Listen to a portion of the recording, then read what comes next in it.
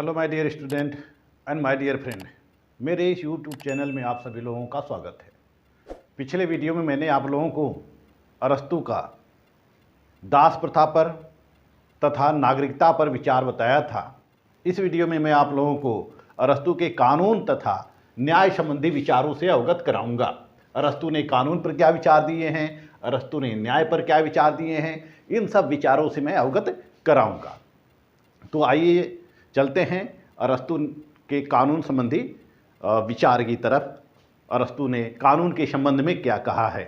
अरस्तू ने अपनी पुस्तक पॉलिटिक्स में, पॉलिटिक्स अरस्तू की पुस्तक है पॉलिटिक्स, यह जो है सर्वोत्तम ग्रंथ है, ईरानी शास्त्र पर लिखा गया सर्वोत्तम ग्रंथ है। इसको मास्टर साइंस, अरस्तू ने इसको मास्टर साइंस की संज्ञा दिया है। तो अरस्तू ने अपनी पॉलिटिक्स में कानून की सर्वोच्चता को स्वीकार किया है। किसकी सर्वोच्चता को स्वीकार किया है? विधि की सर्वोच्चता, विधि की सर्वोच्चता को स्वीकार किया है। उसने यह बताया है कि विधि ही सर्वोच्च है, विधि सर्वोच्च है। और वह कहता है कि राज्य में विधि ही सर्वोच्च है और संप्रभु होना चाहिए। राज्य में विधि ही सर्वोच्च है और संप्रभु होना चाहिए। संप्रभु राज्य में कौन है? विधि है, कानून है। सर्वोच्च राज्य में कौन है? विधि है, कानून है। तो अरस्तू के अनुसार जो कानून है वह राज्य का महत्वपूर्ण तत्व है। कानून राज्य का महत्वपूर्ण तत्व है। कानून के बगैर राज्य की कोई कल्पना नहीं की जा सकती है। तो अरस्तू ने कानून के दो प्रकार बताए हैं। एक है पहला है विशेष कानून, विशेष कानून। दूसरा है सार्वभौमिक कानून, सार्वभौमिक कानून। एक विशेष कानून, दूसरा है सार्वभौमिक कानून। फिर वह विशेष कानूनों को दो भागों में बांटता है। पहला है लिखित और अलिखित। इसको दो भागों में बांटता है, लिखित कानून, लिखित और अलिखित कानून। लिखित कानून और अलिखित कानून।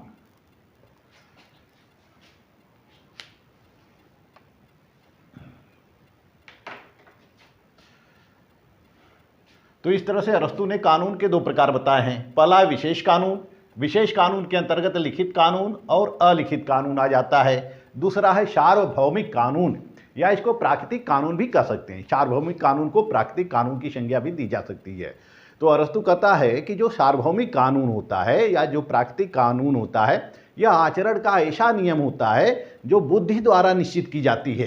यानी कि इसको किसके द्वारा निश्चित किया जाता है? बुद्धि के द्वारा निश्चित किया जाता है। सार्वभौमिक कानून को बुद्धि के द्वारा निश्चित किया जाता है। वह कहता है कि कुछ ऐसे कानून होते हैं देश काल परिस्थितियों के अनुसार, वह क्या होते हैं? शाश्वत होते हैं, मौलिक होते हैं। यह कानून जल्दी परिवर्तित नहीं होते हैं। यह प्राकृतिक कानून की तरह होते हैं, यह परिवर्तित नहीं होते हैं। और यह जन समूह की बुद्धिमत्ता का उपज होते हैं। यह जो होता है जन समूह के बुद्धिमत्ता का उपज होता है और यह इसका प्रचलन सदैव होना चाहिए। सार्वभौमिक कानून का पालन सदैव होना चाहिए।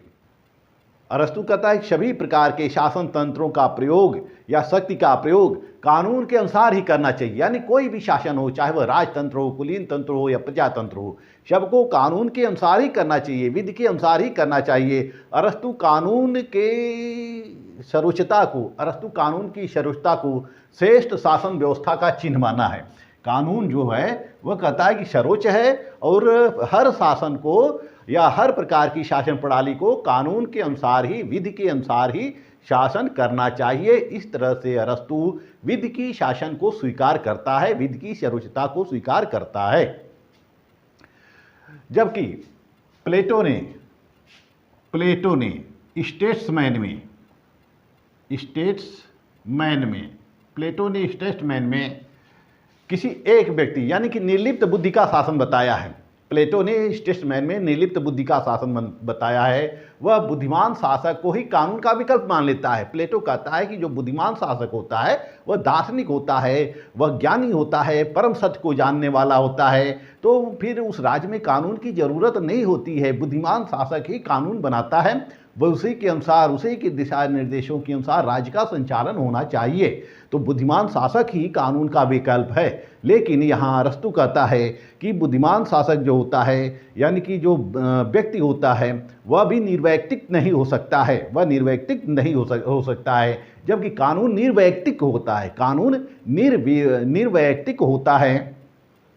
और अरस्तु कहता है कि व्यक्ति चाहे जितना भी सद्गुणी क्यों न हो, वो बहुत सारा सद्गुणी हो, बहुत ज्ञानी हो, उससे गलतियां हो ही जाती हैं, यानी कि उसमें निर्वैयक्तिकता नहीं आ सकती है। इसलिए उस व्यक्ति को भी कानून के अनुसार शासन करना चाहिए, शासन का संचालन करना चाहिए। अरस्तु कहता है कि विधि ही सर्वोच्च है। अरस्तु कहता है कि जो विधि है वही सर्वोच्च होती है, यही संप्रभु होती है। मात्र इतना कथन ही पर्याप्त है कि विधि से उच्च कोई शक्ति नहीं होती है, अर्थात कोई संप्रभु नहीं है, विधि से ऊपर कोई संप्रभु नहीं है, यह विधि ही संप्रभु है। यह जो विधि है यही संप्रभु है राज्य में, इसके ऊपर कोई संप्रभु नहीं होती है। सभी संस्थाओं को इस विधि के अधीन ही चलना चाहिए, यानी कि जो संस्थाएं विधि का निर्माण करती हैं वह संस्था भी विधि के अधीन है, विधि के अधीन है। इस तरह से विधि क्या है? संप्रभु है। अरस्तु कहता है कि राज्य में विधि ही संप्रभु है, विधि ही सर्वोच्च है, तो कानून का निर्माण फिर कैसे किया जाए? यानी कानून जब विधि ही सर्वोच्च है, विधि ही संप्रभु है, फिर कानून कौन बनाए? तो इसके लिए वह कहता है कि कानून बनाने के कार्य विधि निर्माताओं के हाथ में होता है। विधि निर्माता यानी कि विधायिका, विधि निर्माता यानी कि विधायिका के हाथ में होता है, विधायिका के हाथ में होता है या संसद के हाथ में होता है। यही विधियों का निर्माण करे, यही विधियों का निर्माण करे, यानी कि इस विधायिका के द्वारा ही विधि का निर्माण किया जाए। तो अरस्तु के अनुसार जो विधि निर्माण का कार्य है वह विधि निर्माता के द्वारा किया जाना चाहिए, और विधि निर्माता को जो कानून बनाते समय, विधि निर्माता को कानून बनाते समय जनहित को ध्यान में रखना चाहिए, जन कल्याण को ध्यान में रखना चाहिए और सामान्य हित का साधन करना चाहिए। कानून इस तरह से होना चाहिए कि वह सभी लोगों की भलाई के लिए हो, सबके हित का साधन हो सके। अरस्तु कहता है कि विधि निर्माता का काम निर्वैयक्तिक कानून की तलाश करना है। अरस्तु कहता है कि विधि निर्माता में नैतिक समझदारी होनी चाहिए, नैतिकता का ज्ञान होना चाहिए, और नैतिकता का ज्ञान होना चाहिए, बुद्धि होनी चाहिए, और वह निरपेक्ष बुद्धि होनी चाहिए, सद्गुण होना चाहिए, जिससे वह कानून बनाए, यानी कि इन्हीं गुणों से प्रभावित होकर वह कानून बना सकता है। तो इस तरह से अरस्तु विधि निर्माता को विधि निर्माण करने का कार्य सौंपता है। वह विधि को दो भागों में बांटता है, सार्वभौमिक कानून या इसको प्राकृतिक कानून की भी संज्ञा हम दे सकते हैं। प्राकृतिक कानून की संज्ञा इसको हम दे सकते हैं, या प्रकृति के कानून होते हैं जो बुद्धि द्वारा शासित होते हैं और हर व्यक्ति इसको समझ सकता है, हर व्यक्ति इसको समझ सकता है। यह आचरण को नियमित करते हैं, निगमित करते हैं, यह आचरणों को नियमित करते हैं, मनुष्य और मनुष्य के बीच व्यवहारों को नियमित करते हैं। जिस तरह से सृष्टि का कानून समान होता है, इसी तरह से सार्वभौमिक कानून भी समान होते हैं। वही जो विशेष कानून होता है वह लिखित कानून होता है। लिखित कानून जो होता है जो कि विधायिका के द्वारा निर्मित किया जाता है, विधायिका के द्वारा निर्मित किया जाता है और उसका सभी लोग पालन करते हैं। अलिखित कानून जो होता है वह हमारी परंपराएं होती हैं, हमारे आचरण होते हैं, नैतिक नियम होते हैं, सद्गुण के नियम होते हैं। इन नियमों को अरस्तु अलिखित कानून की मान्यता देता है, अलिखित कानून की संज्ञा देता है। आइए चलते हैं अब न्याय संबंधी धारणा की तरफ। न्याय। अरस्तु ने न्याय का प्रतिपादन अपनी पुस्तक इथिक्स में किया है। इथिक्स में, इथिक्स रिटोरिक में किया है और पॉलिटिक्स में किया है।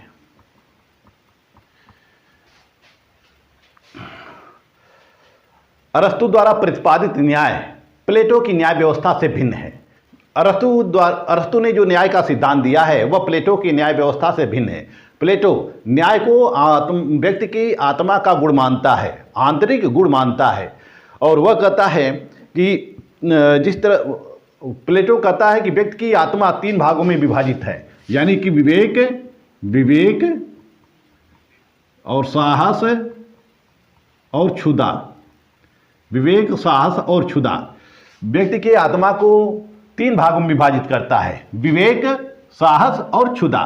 विवेक का मतलब जिनमें विवेक होता है वह शासक वर्ग में होते हैं, जिनमें साहस होता है वह सैनिक वर्ग में होते हैं, जिनमें क्षुधा होती है वह उत्पादक वर्ग में होती है, वह उत्पादक वर्ग में होते हैं।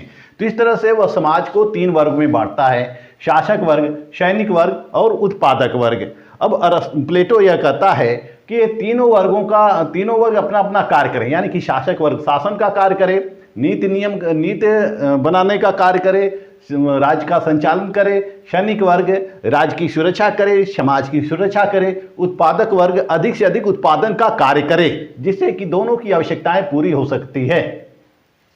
तो प्लेटो कहता है कि प्रत्येक वर्गों को अपना अपना कार्य करना, एक दूसरे के कार्यों में हस्तक्षेप न करना ही न्याय है। तो प्लेटो का जो न्याय सिद्धांत है वह कार्य विशेषीकरण का सिद्धांत है, हस्तक्षेप नीति का सिद्धांत है कि किसी भी वर्ग को दूसरे वर्ग के कार्यों में हस्तक्षेप नहीं करना चाहिए।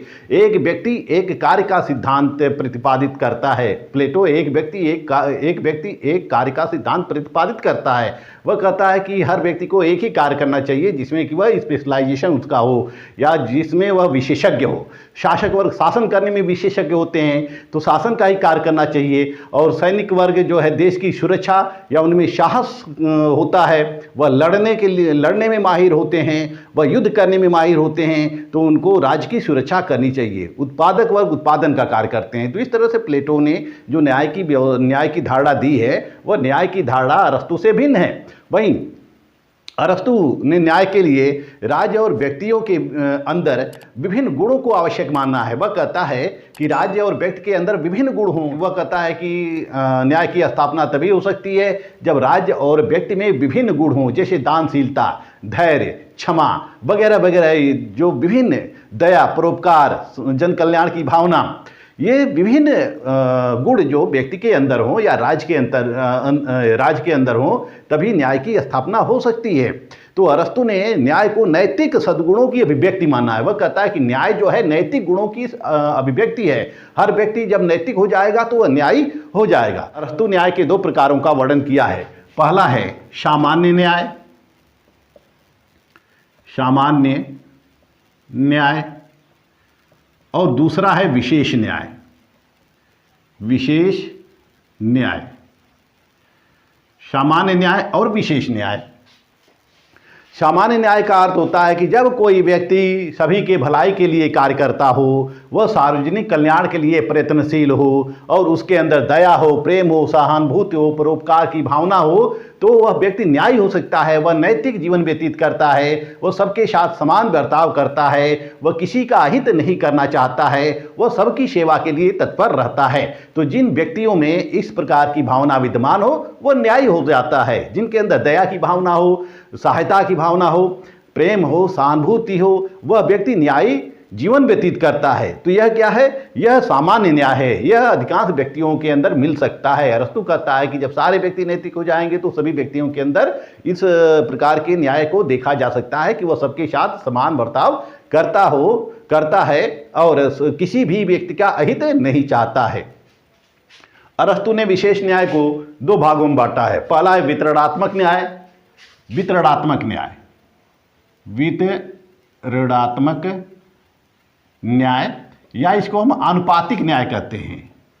आनुपातिक न्याय। और दूसरा है सुधारात्मक न्याय।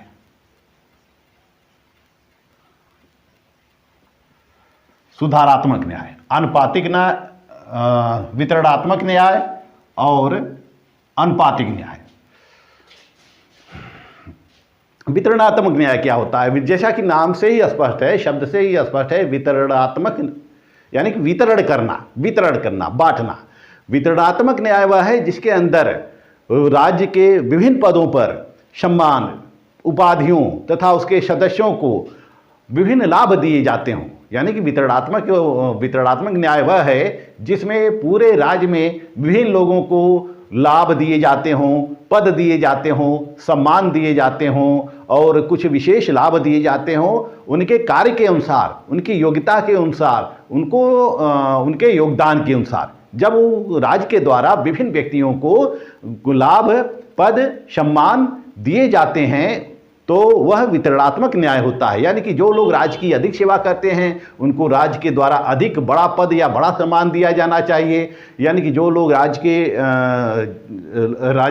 राज्य को अधिक कर देते हैं उनको राज्य के द्वारा विशेष सम्मान दिया जाना चाहिए। यानी कि जो राज्य के द्वारा लाभों का वितरण किया जाए, पदों का वितरण किया जाए और सम्मान का वितरण किया जाए, वह लोगों के योगदान के अनुसार हो, लोगों के कार्य के अनुसार हो। जो जितनी अधिक राज्य की सेवा करता हो वह उसको उतना ही बड़ा पद दिया जाना चाहिए। इसे हम आनुपातिक न्याय भी कर सकते हैं, क्योंकि सभी व्यक्तियों की राज्य की सेवा के अनुपात में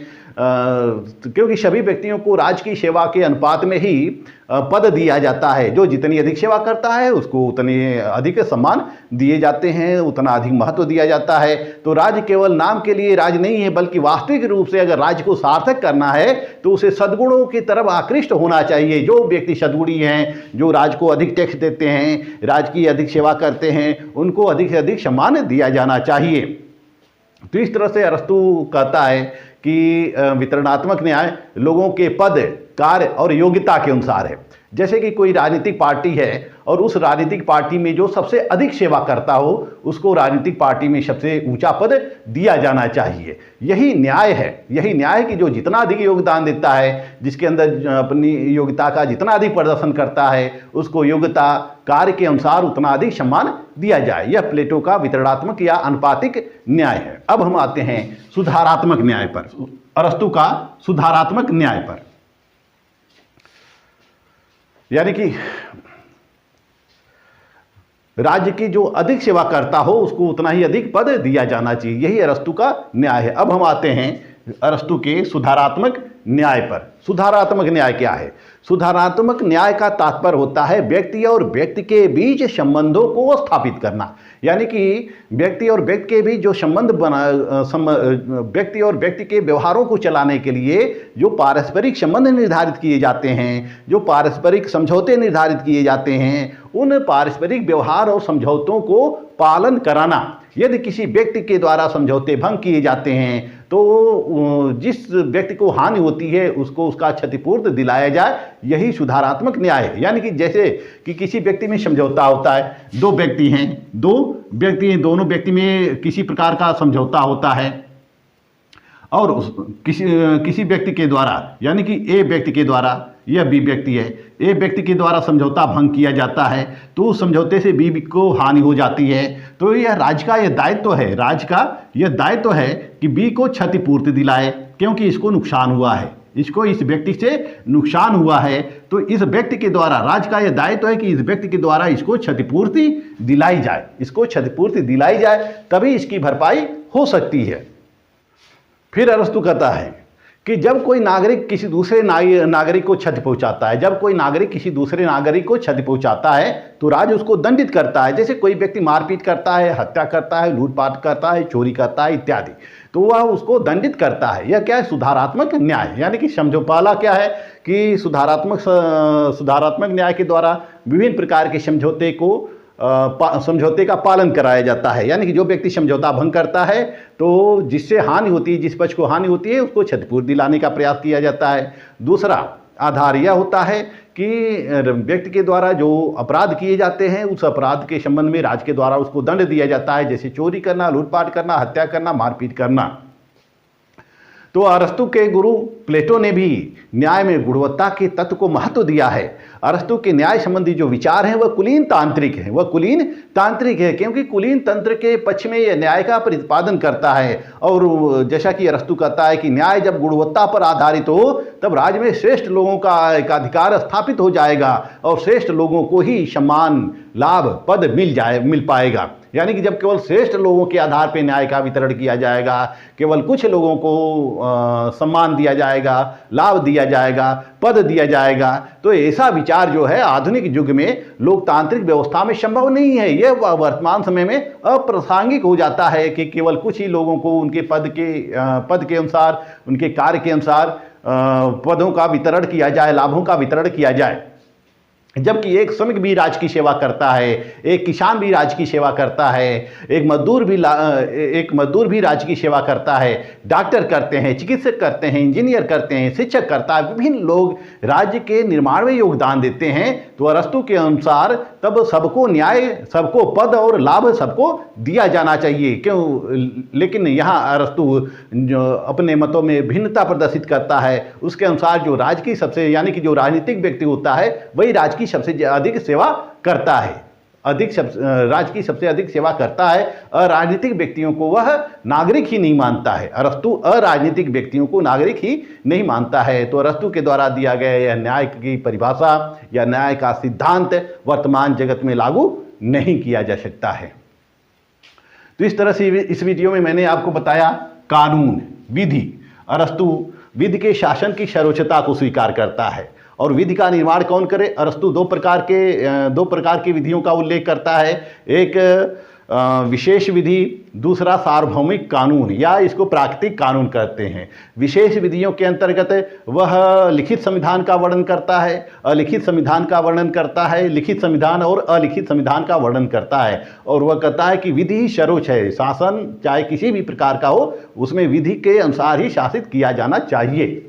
वहीं न्याय के संबंध में वह दो प्रकार की धारणा प्रस्तुत करता है, एक सामान्य न्याय और एक विशेष न्याय। सामान्य न्याय जो होता है वह व्यक्तिगत होता है या